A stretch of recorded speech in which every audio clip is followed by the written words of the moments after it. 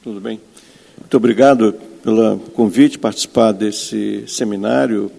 E, evidentemente, que, dado o tipo de tema, vai ter claramente superposição com diversas discussões que ocorreram aqui hoje de manhã. O nosso objetivo aqui é discutir um pouco a questão da economia política do desenvolvimento.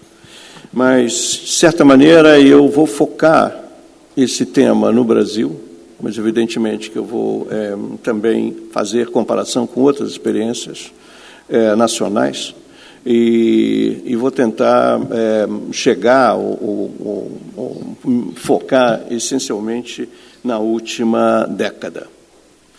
Mas eu começaria primeiro fazendo logo uma provocação, mas que de forma alguma é novidade, até porque ela já foi feita hoje de manhã. Mas é o seguinte, é que tanto a esquerda quanto a direita do espectro político brasileiro hoje afirma-se que no primeiro mandato do governo Dilma houve a retomada de uma estratégia desenvolvimentista que acabou revelando-se contraproducente, levando o país, em última instância, à crise de 2015. Esquerda e direita vão divergir aí sobre o que deu errado no chamado experimento desenvolvimentista. Essa é uma expressão, por exemplo, do André Singer, que estaria no espectro, digamos, à esquerda das interpretações sobre o que aconteceu. Para a direita, diversos trabalhos de natureza mais neoclássica, mas, digamos, quem escreve muito, aparece muito nos jornais, como, por exemplo, Samuel Pessoa, que diria que o desenvolvimentismo sempre dá errado. Em última instância, ele distorce a alocação de recursos definida no mercado. Mas, na verdade, os nossos autores aqui não têm grande originalidade nisso, né? Por exemplo, há uma expressão recente do Lawrence Summers, em que se refere que o Estado desenvolvimentista, ou melhor, o governo desenvolvimentista, na expressão dele, um confuso venture capitalist. E dá errado por isto. Para a esquerda, o projeto social desenvolvimentista malogrou devido à ausência de mobilização popular e, aí sim, as resistências de grupos de interesse formado por um amplo espectro que vai do rentismo à indústria, à classe média, até mesmo os grupos mais próximos aos interesses do trabalho. Uma análise do André Singer sobre isto. Ou então porque perdeu o apoio de uma burguesia interna, como também no espectro à esquerda, um autor como Armando Boito ou Alfredo Saad Filho sustentariam. Esta é uma perspectiva. Uma forma muito distinta para os novos desenvolvimentistas, nós tivemos uma discussão aqui, na verdade, para eles não houve propriamente desenvolvimentismo, porque nesta perspectiva, nessa concepção, o desenvolvimento e o crescimento dependem essencialmente da capacidade de exportar do setor industrial, e essa depende do nível adequado de taxa de câmbio, considerado o principal determinante do custo de fabricação industrial, e a valorização da taxa real de câmbio, ao longo de todo esse período, em parte decorrente para muitos de um populismo cambial que teria predominado, teria levado à crise atual. E, nessa perspectiva, a estratégia desenvolvimentista, ou o experimento desenvolvimentista que não houve, limita-se à política macroeconômica. Para os que consideram, e o meu diálogo será com os que consideram ter havido uma retomada do desenvolvimentismo, ainda que qualificado como social. O que não fica claro exatamente é o que se entende por uma estratégia desenvolvimentista, ou genericamente desenvolvimentismo. Embora todos aqui vão se referir ao PAC, introduzido em 2007, ao Plano Brasil Maior, 2011, a contenção das tarifas elétricas, o esforço malogrado de redução temporária da taxa de juros e a desoneração fiscal ao setor produtivo a partir de 2012. O desenvolvimentismo e a política industrial são aqui reduzidos, como também já foi dito hoje de manhã aqui, e eu reforço, a uma coleção de intervenções do Estado na economia, visando, no momento de desaceleração do crescimento, aumentar a lucratividade do setor industrial através de incentivos fiscais ou financeiros à indústria. Essas perspectivas, muitas delas, certamente o André Singer compara explicitamente as políticas praticadas pelo governo Dilma como as do último general desenvolvimentista, o governo Geisel. O meu propósito aqui no tempo, e quem é que vai monitorar meu tempo? Você, será dizer o seguinte, vou tentar argumentar o seguinte, que o desenvolvimentismo, genericamente entendido, tem a coisa lá do Pedro, das diferentes classificações, mas eu aqui sigo a ideia do desenvolvimentismo como um conjunto de políticas e de instituições voltados à industrialização, modernização tecnológica e aceleração do crescimento, não se reduz ao protecionismo ou, isoladamente, que estou com a mão aqui, a existência de uma política industrial ou de uma macroeconomia expansiva. O que distingue o desenvolvimentismo, tal como se afirmou em algumas poucas economias do pós-guerra, aquelas que Alice Amsden, no livro Ascensão do Resto, denominou de resto, mas que não passam de 12 países, entre os quais o Brasil estava. E prossegue hoje em poucos países, naqueles que, como a China, como a Índia, crescem e mudam a sua estrutura a uma velocidade superior à média. O que há de comum é uma combinação articulada dessas três dimensões, que eu vou aqui, então, denominar do tripé desenvolvimentista, que é a proteção à indústria doméstica, a política tecnológica e científica e uma macroeconomia expansiva, que eu já vou traduzir, daqui a pouco vou qualificar um pouco melhor, como uma taxa de crescimento substancial dos investimentos públicos.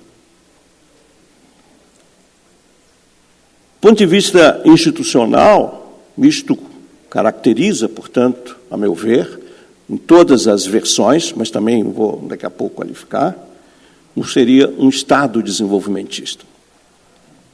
Ele não se confunde, esse Estado, com a existência de organizações como burocracias e empresas, mas a subordinação destas burocracias e empresas a uma racionalidade estratégica, isto que as pessoas falam de plano nacional, a uma racionalidade estratégica, dirigidas a determinados fins específicos.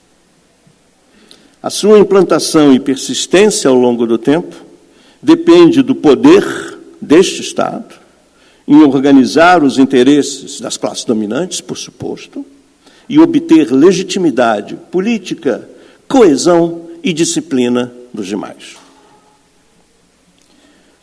O Estado desenvolvimentista, tal como nós conhecemos, e que foi o sujeito histórico das industrializações aceleradas do pós-guerra, ele foi, tal como o Estado de bem-estar social, fruto da Guerra Fria, e consistiu de uma coalizão de poder voltada especificamente à promoção da industrialização e aceleração do crescimento.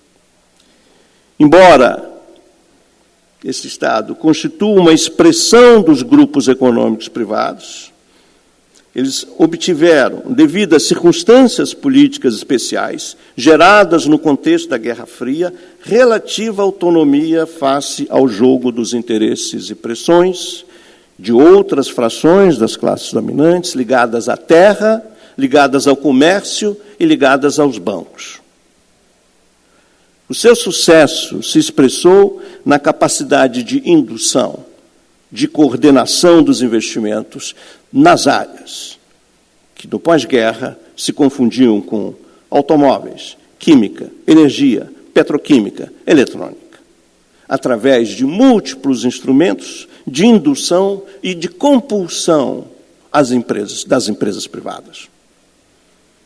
Embora esse tripé desenvolvimentista contivesse múltiplos instrumentos, dois deles possuíram particular importância. As empresas estatais em áreas estratégicas da indústria pesada e infraestrutura e o Banco Público de Desenvolvimento.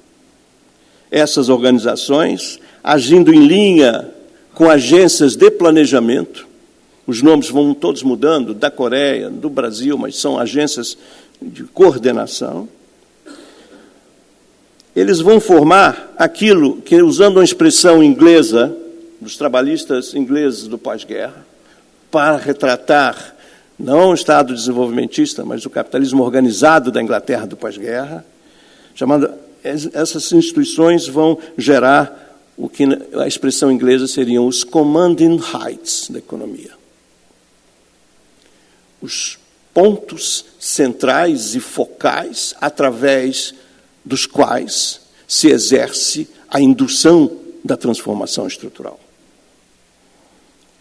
A síntese deste tripé era o investimento de governo, particularmente o investimento em infraestrutura, talvez, agora sim, fazendo um ponto para polemizar, a medida isolada melhor ou representativa do Estado desenvolvimentista, devido ao seu efeito duplo sobre a macro e sobre a micro. Eu não estou me referindo aqui, portanto, ao investimento público apenas como um efeito na demanda agregada, como um investimento autônomo, capaz de induzir outras decisões de gasto privados. Estou me referindo a investimentos alocados especificamente em áreas estratégicas, mas que só é de ser também um elemento de indutor da demanda agregada. Portanto, o investimento público ele age nas duas pontas, na ponta da macro, na ponta da micro. Este investimento, junto com esforços que, entre os diferentes países, esses esforços vão variar, tecnológicos, vão constituir também a indução e a construção de bases científicas e tecnológicas necessárias à modernização industrial. Eu vou considerar aqui, brevemente, duas vertentes desse Estado desenvolvimentista. Em sua versão mais dura, é aquelas que vocês leem sobre o que aconteceu na Ásia, na Coreia, em Taiwan, e poucos mais. O Estado desenvolvimentista exerce sua liderança sobre os investimentos privados através de políticas de indução e coerção, monitorando o desempenho e metas, subordinando as empresas privadas a determinadas metas. Nessa versão, tipicamente do Sudeste Asiático, a política industrial possui tanta importância quanto a de investimentos do governo sobre o volume e a composição dos investimentos da economia. Em sua versão mais branda, esta versão, nós dificilmente tivemos consistentemente, poucos períodos aqui e ali, que se pode verificar essa formulação mais dura, mais indutora, mais coordenadora, mais coesa do Estado desenvolvimentista. Mas, em sua versão mais branda, ao lado da proteção, que é o elemento geral de todas as estratégias desenvolvimentistas, A ação e indução principal do Estado se exerceu através do investimento público, que, através de compras governamentais e através da sua expansão ex ante, não só ela vai junto com o investimento privado, mas ela antecede o próprio investimento privado. É por isso que o investimento público, a meu ver, pode ser considerado a medida mais geral do desenvolvimentismo do pós-guerra. O Estado desenvolvimentista brasileiro, aquele que se afirmou em 50, 80, baseou-se em grande parte na formação do capital público na indústria pesada, na infraestrutura econômica e tecnológica e nas garantias de rendas, que nós estávamos discutindo agora no Boyer, mas as garantias de rendas de proteção ao setor industrial, mediante tarifas e subsídios às exportações. Esse Estado entrou em crise nos anos 80 e sua racionalidade estratégica foi desmontada ao longo dos anos 90, quando se afirmou uma nova estrutura, ou um novo regime de acumulação, se quiser usar a expressão do Roberto Boyer, ou estrutura social de acumulação, se vocês quiserem usar outras expressões, entrou em crise. Embora a racionalidade estratégica, isso é importante sublinhar, para depois a gente chegar agora, embora a racionalidade estratégica desenvolvimentista tenha sido desmontada, aí, diversas organizações, burocracias, como empresas, bancos e hierarquias, sobreviveram à privatização, abertura e à desregulação neoliberal aí dos anos 90. Isso distingue o caso brasileiro, por exemplo, de outros países latino-americanos, em que essa desmontagem desmontou ao limite as próprias organizações anteriores.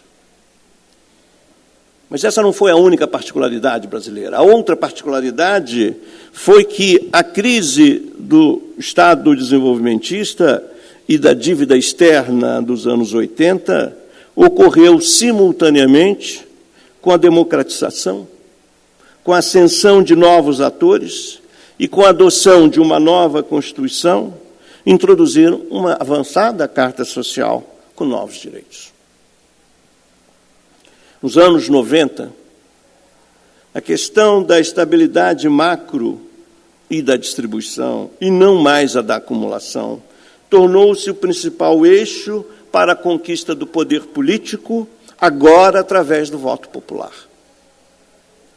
Entretanto, os chamados command and rights já não estavam mais nem no Ministério do Planejamento, nem nas empresas estatais, nem nos bancos públicos, mas aqui, neste momento, nos anos 90, encontramos no Fundo Monetário Internacional, no Banco Mundial, no Banco Central e nos bancos privados detentores de títulos estatizados da dívida externa. O velho empresário industrial, esse que volta e meia aparece em cena como portador de uma virtude produtivista, o velho empresário industrial tornou-se crescentemente subordinado ao capital financeiro e os interesses entre essas órbitas de capital ficaram fundidas. Essas novas coalizões desfizeram ou reduziram o comprometimento com o desenvolvimento assentado na proteção aos mercados e liderança do Estado através de investimentos públicos. A subordinação do crescimento econômico à estabilidade monetária, a abertura comercial e financeira e a ausência de políticas industriais distinguiram este novo regime de acumulação. Não apenas a versão mais dura do Estado desenvolvimentista era eliminada, mas também a versão mais branda, limitada a investimentos públicos e infraestrutura, era agora subordinada muito mais às restrições fiscais. Se o tripé do Estado desenvolvimentista era formado pela proteção, política industrial e investimento público, o novo tripé que vai se afirmar no final da década resumia-se à macroeconomia, baseado em metas de inflação, superávit primário e câmbio flutuante. Os novos command and rights, uma aliança econômica e financeira entre a grande empresa local com uma presença maior do capital estrangeiro, tanto no setor industrial quanto em serviços. Essa nova transformação não ampliou o investimento, com exceção parcial do setor de telecomunicações, que foi o elemento mais dinâmico do período das privatizações, mas eles foram importantes, essas novas coalizões, para os investimentos em fusões e aquisições que ampliaram significativamente a participação do capital estrangeiro no final dos anos 90. Duas apostas dos novos policymakers revelaram-se particularmente ilusórias.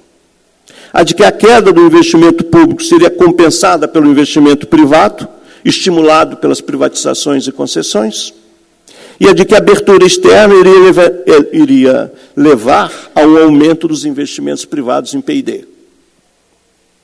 Nada disso se deu. Diferente do que se passou no México e na Argentina, embora tenha sido muito ampla, a privatização no Brasil preservou algumas áreas-chave. A Petrobras, usinas hidrelétricas, Banco do Brasil, BNDES, e na área de serviços afirmou, em função do novo comprometimento social com o programa do SUS, de saúde universal. Entretanto, a coordenação e a subordinação das empresas públicas a uma lógica desenvolvimentista como indutor do processo de desenvolvimento perdeu-se. Questão, portanto, muito confusa na literatura, uma questão, não se trata exatamente de quem exerce o controle acionário principal. A questão fundamental é qual é a lógica de movimento das empresas públicas. Aqui o exemplo mais notável da desmontagem de um sistema integrado foi o que se passou com a Eletrobras.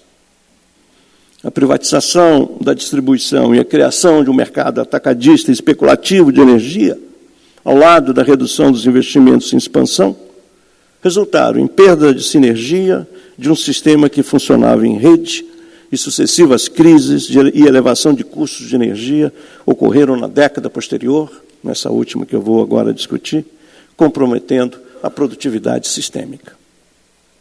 A opção brasileira dos anos 90 foi de uma estratégia integracionista, usa essa expressão da Alice Armstrong, ou seja, uma estratégia de abertura e de compra de tecnologia. Uma estratégia alternativa, uma estratégia independente e desenvolvimentista, incluiria, neste momento, no final dos 90, a recuperação da capacidade do Estado em investir em infraestrutura, a retomada do controle e planejamento sobre as empresas estatais, particularmente energia, a ampliação do parque científico e tecnológico, capaz de relançar uma política industrial baseada em inovação. Essa casa aqui aprendeu durante muito tempo, Davi, particularmente, mas me refiro a Fábio Herber, Paulo Tigre e tantos, que distinguiram sabidamente a capacitação para a fabricação da capacitação para a inovação.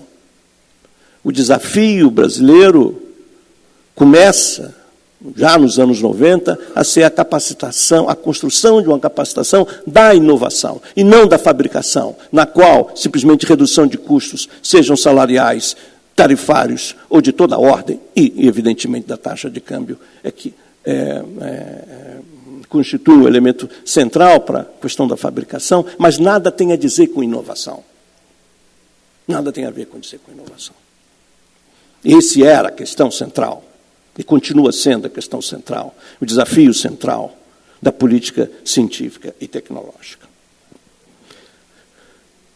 O contexto do novo milênio foi indiscutivelmente marcado pela ascensão da China, como se discutiu aqui, como centro manufatureiro mundial, pela substancial mudança de preços relativos, pela expansão do comércio de bens intermediários integrados em cadeias de valor, liderado pelas grandes firmas multinacionais. cuja a implicação para as teorias do crescimento de comércio exterior precisa ser mais debatida.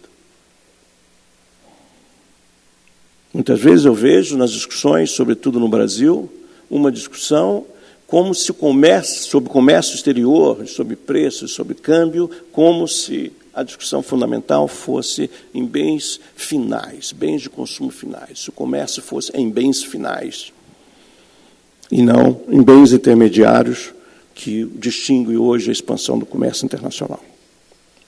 Pois bem, do ponto de vista, essas foram parte das transformações, mas do ponto de vista político-ideológico, as transformações que se destacaram foram a introdução entre as economias desenvolvidas de políticas industriais mais ativas, a começar dos Estados Unidos, centradas na capacitação da inovação, e no caso dos Estados Unidos, evidentemente, que está sempre associada à questão da segurança e da questão energética, a ampliação do nível de planejamento das firmas multinacionais, de forma a coordenar essas cadeias de valor na economia mundial, a retomada, sim, de um nacionalismo de recursos naturais nos países ricos em energia e minérios, e em quase todos os países, inclusive nosso aqui, a introdução de maior controle sobre fluxos financeiros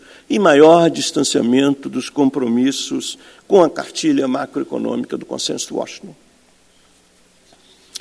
Vou acelerando. Nesse contexto mais geral, a principal transformação para a economia brasileira foi o da redução da substancial da restrição externa. O novo governo, liderado pelo PT, expressava uma coalizão de interesses construídas com a Carta Social de 88, mas, ao mesmo tempo, defendia a manutenção do tripé neoliberal construído de 1990. Sob o novo governo, as reformas liberalizantes da década anterior não prosseguiram, mas tampouco foram criados novos mecanismos substitutos de coordenação e de política industrial e tecnológica, visando construção, incapacitação e inovação. A racionalidade estratégica do Estado desenvolvimentista não foi reconstruída nos últimos governos, nem tampouco o seu tripé, em que pese ter havido redução da dependência externa e inclusão de novos grupos nas relações de poder. Os desafios desenvolvimentistas, através dos quais se poderia julgar a natureza deste novo regime, os desafios desenvolvimentistas incluíam o aumento da produtividade sistêmica, que era essencialmente dependia da qualidade da infraestrutura, a focalização nos setores de maior densidade tecnológicas e nas relações interindustriais, a expansão do sistema de P&D, a diversificação das exportações para produtos e atividades com maior valor adicionado e substituição de importações. As empresas estatais, que não foram privatizadas, submeteram-se a uma nova lógica interna e externa. As empresas estatais, cujo controle majoritário permaneceu nas mãos do governo, sofreram importantes modificações. A crescente adoção de critérios de mercado, a ampliação da participação do setor privado nas ações das empresas, num contexto marcado pela redução do planejamento e adoção de padrões e critérios de rentabilidade privada, introduziram uma lógica privada nessas empresas, ainda que o controle majoritário permanecesse no governo.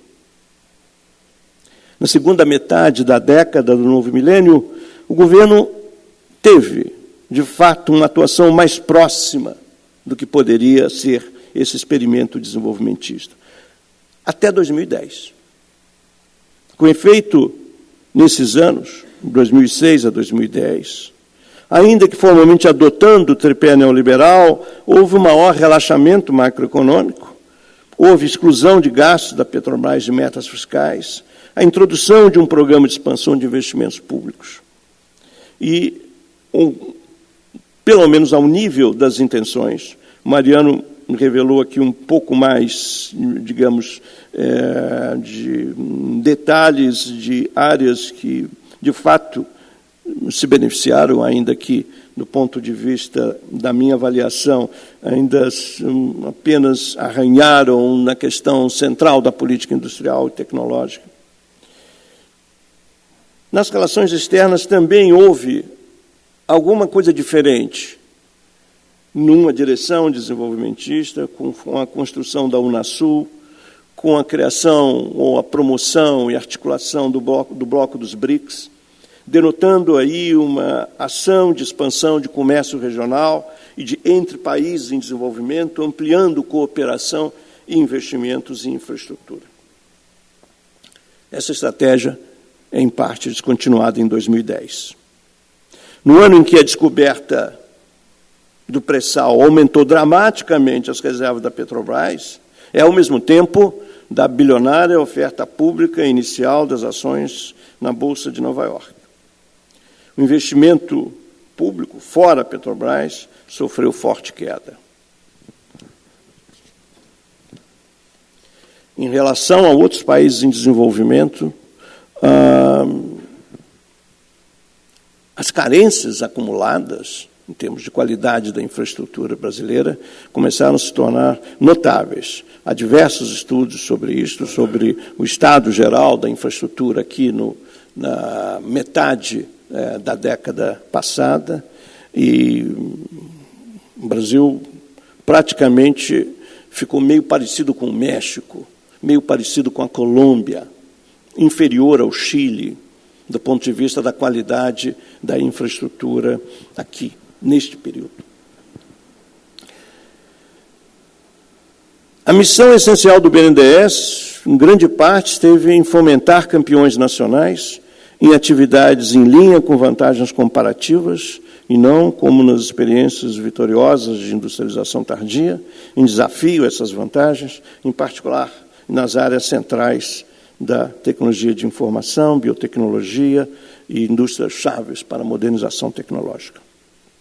O setor privado permaneceu, como sempre, relutante em investir em inovações, e o governo não liderava ou possuía instrumentos de indução e menos ainda de coerção.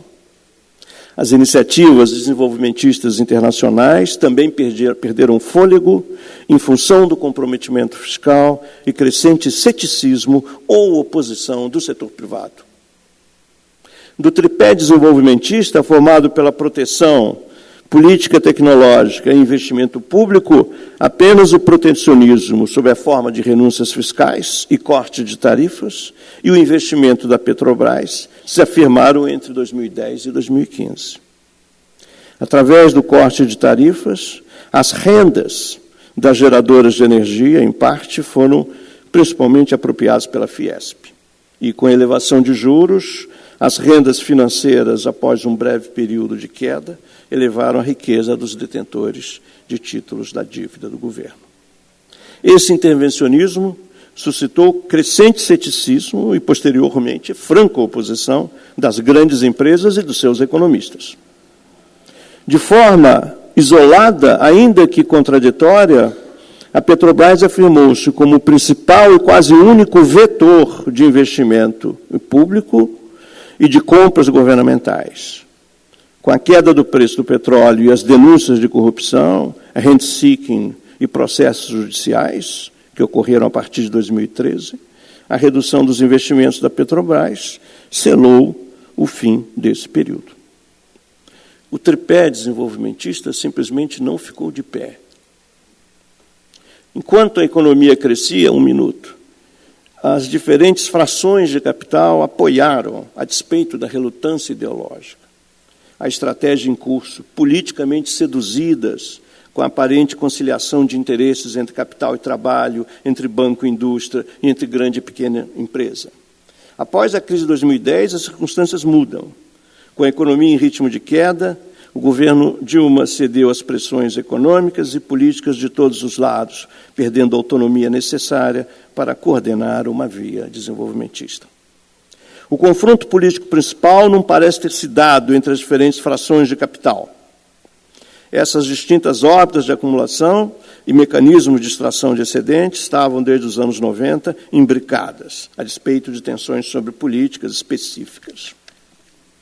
Essas distintas órbitas de acumulação e extração estavam... Uma comparação com a crise do Estado desenvolvimentista dos anos 80 é sugestiva. Nos anos 80, as grandes empresas rebelaram-se contra o Estado interventor e a crise da dívida externa foi o pretexto para as reformas que, nos anos 90, desarticularam a racionalidade estratégica desse Estado e transferiram ativos e rendas para o setor privado. A novidade iniciada nos governos do PT não foi o desenvolvimentismo, mas a extensão e aplicação da Carta Social de 88. A crescente militância sindical, estimulada pelo alto nível de emprego, no momento em que a economia desacelerava, levou a crescente descontentamento dos empresários, como já foi discutido aqui. A crise atual, entendida pelo conjunto da classe capitalista como de natureza fiscal, constituiu um pretexto e grande oportunidade para rever esta Carta Social, relutantemente tolerada, e condicionar a recuperação dos investimentos públicos à diminuição dos gastos correntes e à privatização. Uma nova estratégia integracionista, do meu ponto de vista, e um novo rent-seeking e oportunidades de ganhos especulativos entraram no radar, despertando, possivelmente, o espírito animal dos capitalistas. Muito obrigado, é isso que eu tinha a dizer.